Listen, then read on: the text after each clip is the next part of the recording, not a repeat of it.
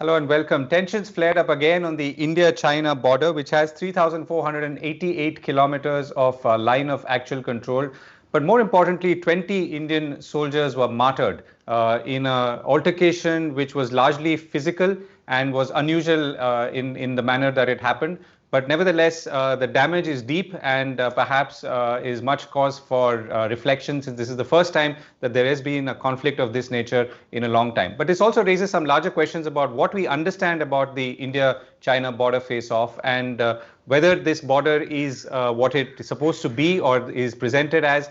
And more importantly, how is it likely to pan out in future, given that the two sides don't seem to agree on what or where this border is? So to discuss this and explain some of the key questions that lie behind or in front of this issue, I'm joined by Nitin Gokhale, founder, editor-in-chief of bharatshakti.in and stratnewsglobal.com. Nitin, thank you very much for joining us. Thanks for having me. Nitin, so first question. So what exactly went down on the 15th of June? Well, it's well documented. So just let me briefly tell you that it was meant to be initially just an exchange of ideas between or exchange of the information between the two commanding officers of the rival units deployed on that point called PP-14. So there was 16 Bihar unit from India, and then there was the Chinese unit. And there, some things went wrong. I think the unit from China was new. It is not the border guarding force that is normally deployed there. So there could have been language problem. There could have been attitude problem. There could be also unfamiliarity with the protocols on the border on the Chinese side. The 16 Bihar unit has been on that border for more than 2 years. So there was no ambiguity on their part.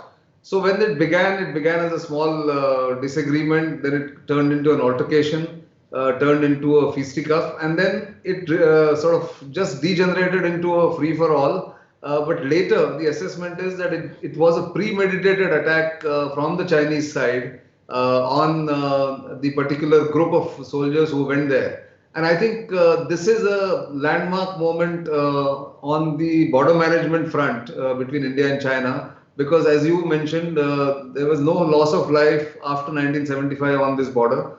There's so far, touch wood, no bullet has been fired even after 1975, even in this incident. But this is a completely, paradigm shift, I would say, in the way the two armies are now going to interact with each other on that border, which was largely peaceful. So I think we have to look at it from that larger perspective.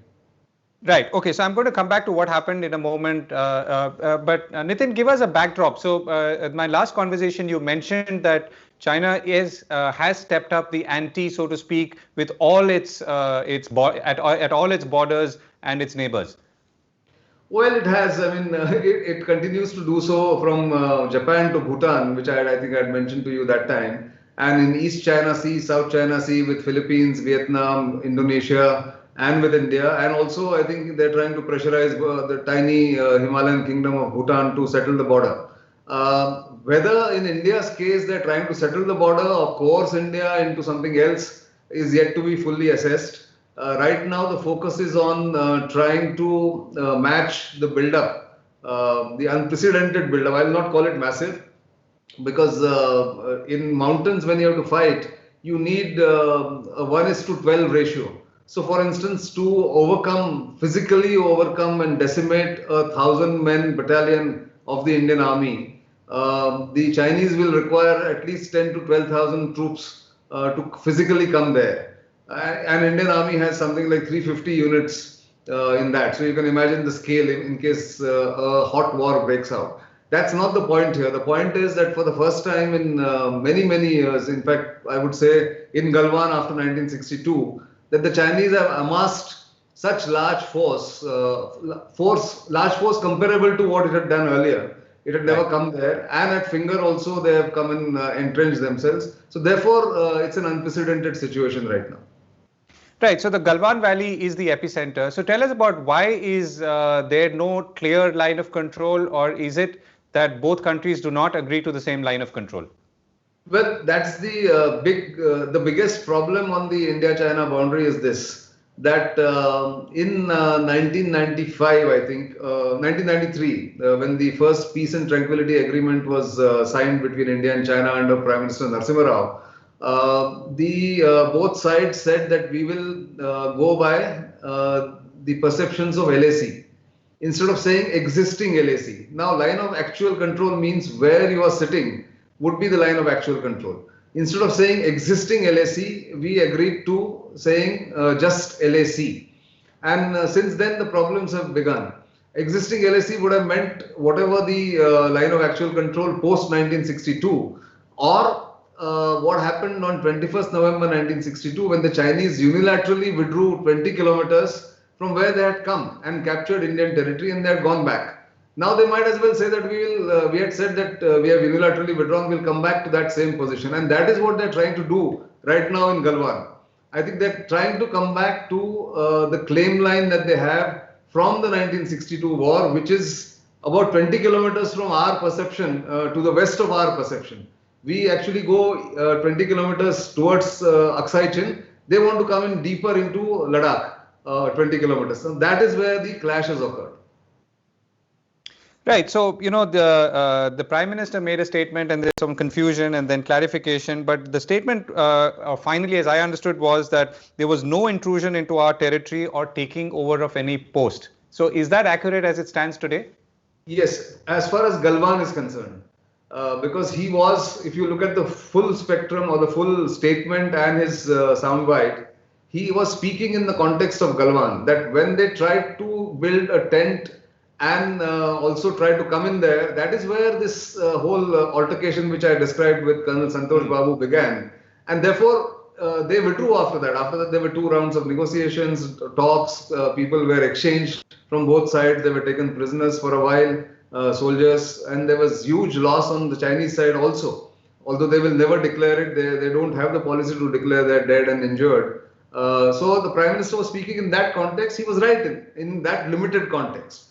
But to say overall that they haven't intruded would be being economical with the truth, because in Finger 4 and Finger 8 area, between Finger 4 and Finger 8 at the Pengang Tso, north bank of Pengang Tso, they have come and entrenched themselves in what is called the area of differing perceptions. That means India used to also go and patrol there. They also used to go and come and patrol. So the ownership was not clear. But today, the ownership lies with China, and that is what India's effort is, to restore status quo ante as it existed pre-May 5. Right. So, the other statement I think the government has made is that over 60 years, 43,000 square kilometers of land has been yielded. Is that correct? Yes, this is the Chinese salami tactics that they've used over the years. As I said, if you then you have to go back to starting from 1959 when Zhou Enlai actually proposed a settlement with Nehru. And then they sort of stake the claim to that this is our line, and there are maps available. In MEA has that white paper of 1963 where they talk about aggression in maps. There is a document there where they keep talking about how the Chinese kept coming forward. And as late as 2013 or 2013, Sham Saran, the former foreign secretary who was then heading the NSAB, the National Security Advisory Board, also spoke about some 430 square kilometers being lost in Ladakh, not to speak of some areas in Arunachal Pradesh, but they are small areas. So there has been, a consistent effort on China's part to creep forward, as it were, and gain territory. And that's the old Chinese playbook. They have done this in South China Sea, they have done this in East China Sea, and they sort of come up with some ancient document. Suddenly it miraculously appears and says that we were part of this or we were owners of this. Although we must understand that the entire India-China border used to be India-Tibet border.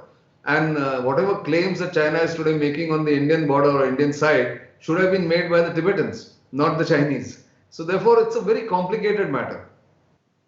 Right. Okay. So as things stand, Nitin, so as there seems to have been another fresh incursion. But be that as it may, are we, are we headed to some sort of normalcy once again? And I asked you a similar question then. And as a citizen, should I be bothered? Well, you should be bothered, but yes, a limited disengagement at the flashpoints has begun. notwithstanding those reports of incursion. I think those reports of incursion are exaggerated, they are alarmist. This is not the situation on the ground from what I know. The situation on the ground is that India is now adopting a strategy of trust but verify. So, say at PP14, if they have gone back 1 kilometer, Indian troops have come back 1 kilometer, they are giving it another 72 hours to verify whether this is has been implemented fully and whether the Chinese are coming back or not coming back to the same position again.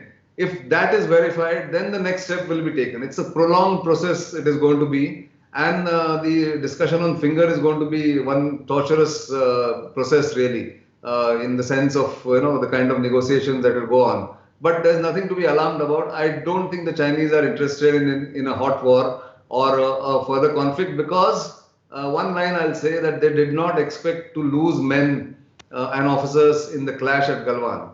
They had come with a premeditated plan, and it should have been a walkover for them, a walk in the park. That did not happen thanks to the bravery and initiative of the Indian soldiers. And now they are being asked questions in their hierarchy that how did this go wrong? So I think the Chinese do not have the stomach for a bloodshed, or for a bloody war at the moment. Who knows what happens in the future?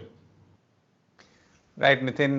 Thank you very much as always for providing your insights, and hopefully this will resolve itself and things will go back to normal. Thank you once again. Hope so too. Thanks.